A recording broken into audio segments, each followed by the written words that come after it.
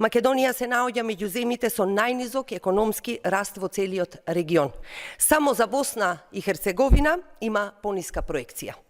За оваа година ММФ прогнозира раст на БДП од 3,2% и инфлација од 3,4%.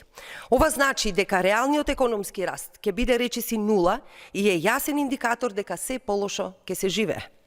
Со платите граѓаните купуваат се помалку, животот е поскап, продуктивноста не се движи, а владата тоа го продава како успех. Податоците за реализацијата на капиталните инвестиции се уште еден показател за неспособноста на оваа власт. До 8 април реализирани се едва и 10% од планираните капитални проекти. Тоа е дури за 50% помалку од истиот период лани, кога реализацијата изнесуваше 15,6%. Тоа значи дека оваа влада не носи нови инвестиции и не е способна да го реализира тоа што сама го испланирала.